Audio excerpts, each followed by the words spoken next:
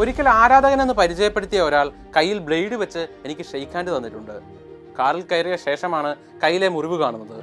Tamil super താരം അജിത് കുമാർ അടുത്തിടെ നൽകിയ ഒരു അഭിമുഖത്തിൽ പറഞ്ഞ വാക്കുകളാണിത്. അഭിമുഖം റീൽസുകളായി പ്രചരിച്ചപ്പോൾ അതിനടിയിൽ വന്ന 2 കമന്റുകൾ പറയട്ടെ.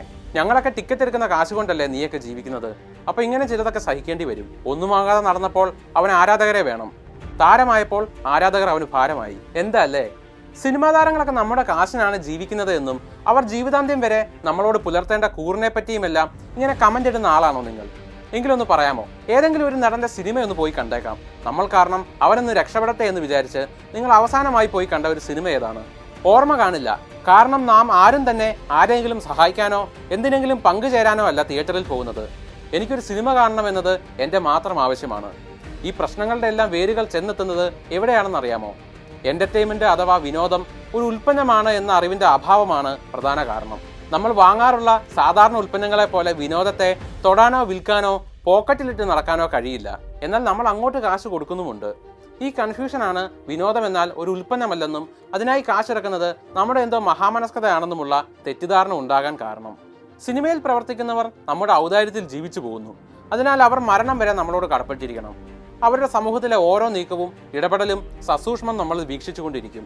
ഒരാൾ ഒരു കൂളിംഗ് ഗ്ലാസ് വെച്ചാലോ കാലിന്മേൽ കാൽ കയറ്റി വെച്ചിരുന്നാലോ ഒരു നല്ല വാഹനത്തിൽ വന്നിറങ്ങിയാലോ ഇവന് ജാടയാണോ എന്ന് കമന്റ് ചെയ്യാൻ തോന്നും.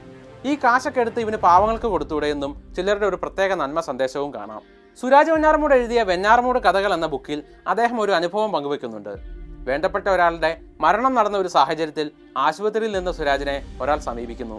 സാഹചര്യത്തിന്റെ പ്രാധാന്യം മനസ്സിലാക്കാതെ അയാൾ സുരാജിനോട് സ്പോട്ടിൽ ഒരു കോമിക് നമ്പർ അവതരിപ്പിക്കാൻ ആവശ്യപ്പെടുന്നു. ഔചിത്യം ഓർമ്മിപ്പിച്ച സുരാജിനോട് നീയൊക്കെ ഞങ്ങളുടെ കാശുകൊണ്ടാണ് ജീവിക്കുന്നത് എന്ന ഭാവത്തിലാണ് അയാൾ മറുപടി പറയുന്നത്.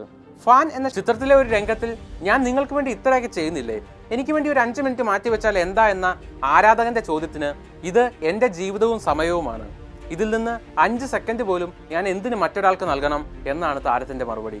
ഈ അനാവശ്യ പുറകെ നടക്കലിനെതിരെ കാലങ്ങളായി ഏറ്റവും ഉച്ചത്തിൽ മുഴങ്ങിയ ഒരു താരസ്വരം ഒരു പക്ഷേ അജിത്തിന്റെ ആവും. താരങ്ങളുടെ റിലീസ് എത്തുമ്പോൾ പാലഭിഷേകവും ആഘോഷങ്ങളും ഒക്കെ നടക്കാതെ സ്വന്തം കരിയർ നോക്കാൻ നിർദ്ദേശിച്ച് ഒന്നിലധികം തവണ തന്റെ പേരിലുള്ള ഫാൻസ് അസോസിയേഷനുകൾ അയാൾ പിരിച്ചുവിട്ടു. അടുത്തിടെ യുവതാരം നസ്ലന്റെ തോളിൽ അനുവാദമില്ലാതെ കൈവെക്കുന്ന ഒരാളുടെ കൈ പിടിച്ചു മാറ്റി അയാൾ നടന്നു പോകുന്ന ദൃശ്യം വൈറലായതോടെ നസ്ലിനെതിരെ സോഷ്യൽ മീഡിയയിൽ ആഴ്ചകളോളമായിരുന്നു ബുള്ളിങ് നടന്നത്.